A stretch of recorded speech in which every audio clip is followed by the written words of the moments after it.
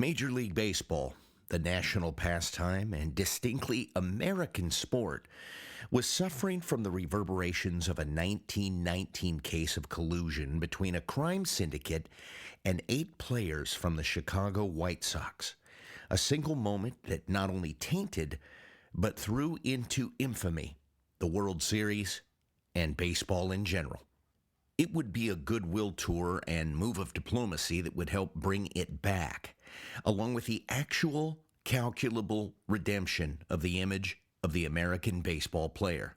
And it would happen because of a single exhibition game played by Babe Ruth and the relationship he cultivated with an otherwise obscure mining town in Northern California, to the point that he would ultimately say, "I never met such folks as live up in these hills." Today, we discuss Babe Ruth's arrival in Dunsmuir, California, now a 100-year-old event, unbelievably, at box number 7.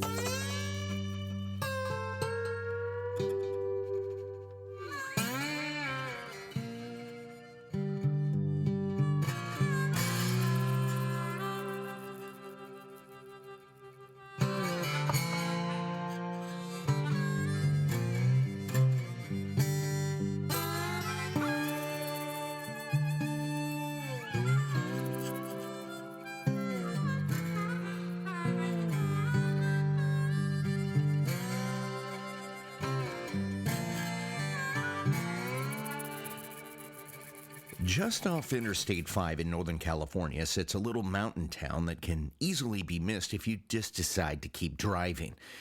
And yet, Dunsmuir, California is a magical and mysteriously calibrated town, one that carries the aura of a David Lynch production combined with a certain silence that draws many to simply want to just be there, even if for inexplicable reasons. And a number of filmmakers have felt the same way. And on the west side of town, a baseball stadium sits, largely in the intact configuration it held 100 years ago when a pair of New York Yankees brought an entire town of 5,000 out to see them. In the end, Babe Ruth would send 2 baseballs into the stratosphere, and the echoes of that day reverberate through that field if you walk out there and simply stand on that pitching mound. You can almost see the game as you look from the mound toward Mount Shasta. But how did the most famous American player of the day wind up in a small town?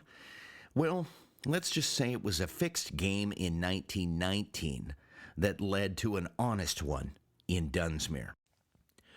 One of the most notorious scandals in all of sports history surrounds that World Series of 1919. It was one in which the Chicago White Sox intentionally lost to the Cincinnati Reds in exchange for a payment from a gambling syndicate. This, of course, designed to leverage gambling bets within the game for cataclysmically huge windfall profits. 8 players were ultimately indicted and also ultimately acquitted in 1921, but the evidence was clear, and all 8 White Sox players were permanently banned from the game for life. And Judge Kennesaw Mountain Landis was placed in control of the organization, effectively becoming Major League Baseball's first baseball commissioner. 3 years later, the very utterance of baseball included much-deserved hullabaloo about the New York Yankees roster, but also included a decidedly stark and apparent distrust by the public about the integrity of the game overall, America's game, and all because of corruption. Being that the Yankees had just lost the pennant in 1924, teammates Babe Ruth and Bob Muesle decided to muster all the honor and faith capital imputed to them by an adoring public and go on an off-season tour of demonstration/goodwill games on the West Coast, and almost entirely carried by train from town to town. Judge Landis was already apprehensive about this when he heard that the 2 players were going to step outside the parameters of the seasonal walls, and he was worried about the potential for corruption. Babe Ruth being a giant to the public and nearly angelic figure to the world of baseball, but he was also not immune to the vagaries that alcohol can deliver to a man's character.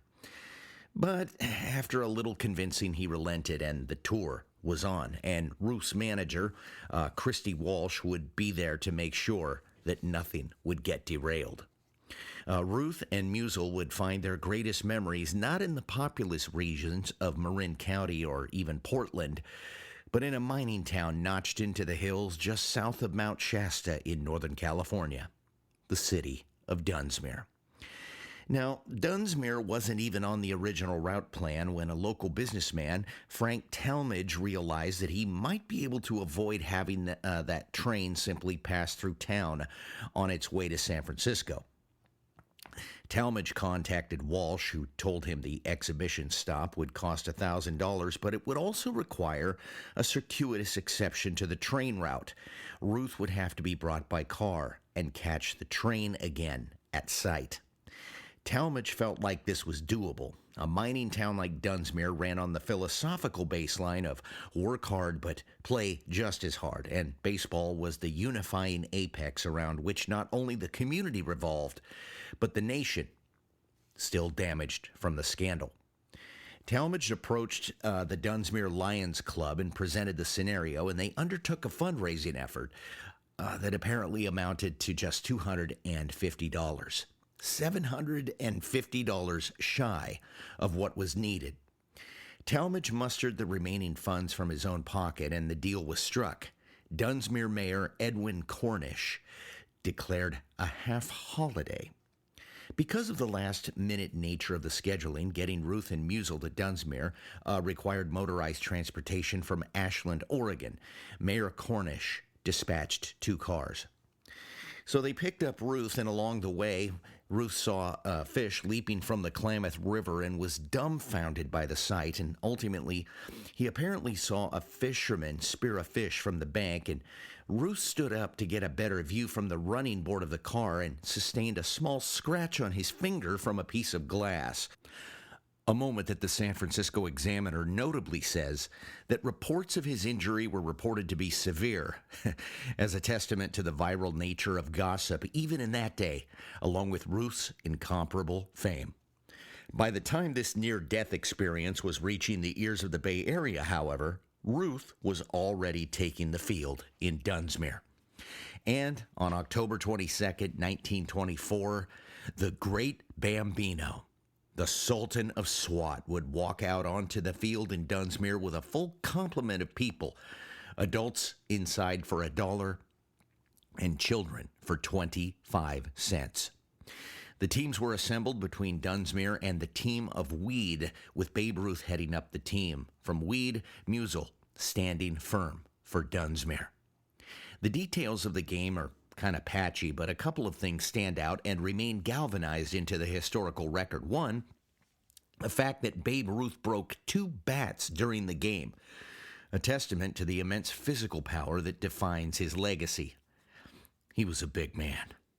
The other thing was Ruth's sense of audience expectations. He supposedly advised the pitcher to pitch the ball right up the middle because, quote, "these folks didn't come out here to see me walk," unquote. And a few other variations of that are carried in different historical records. The other data is slightly conflicting. The San Francisco Examiner recounts the most notable of Ruth's singles to center field, one so powerful that it knocked the glove completely off the hand of the town dentist, but also implies that the game was won with this hit. But the October 23rd edition of the Reading Free Press indicates that Ruth was playing for Weed and Muesle for the team of Dunsmuir, who won 10-7, which resulted ultimately in a loss for Ruth. But of all the exhibition games he played, no town got under the rim of his hat like Dunsmuir.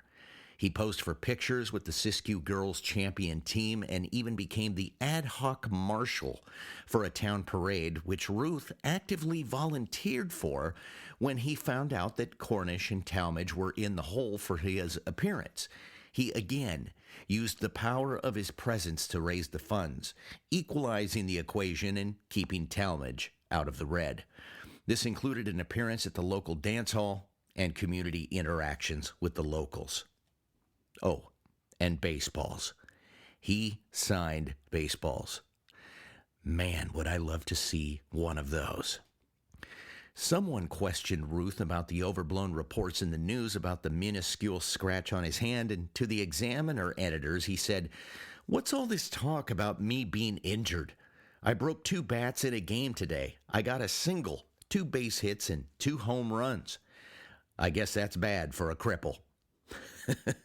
Ruth understood the power of his relationship to the media, and as he was boarding the train to leave, he also quipped, quote, "In case they think I'm still injured down in San Francisco, just tell them I'd just as soon be crippled all next year with a batting average like I got at Dunsmuir," unquote. And that would be the last recorded quip as he left the town. But apparently he kept up correspondence with the Lions Club and returned with what was described as a small vaudeville aggregation to put on a show for them about 2 years later. Oh, and he also made one last trip north. Those fish apparently got under his skin as well, and he would flesh out a 2-year-long desire to cast a line in that river, an undertaking that will certainly equalize all giants on the field of competition, and hopefully he hit a homer, but we have no idea. And this is box number 7.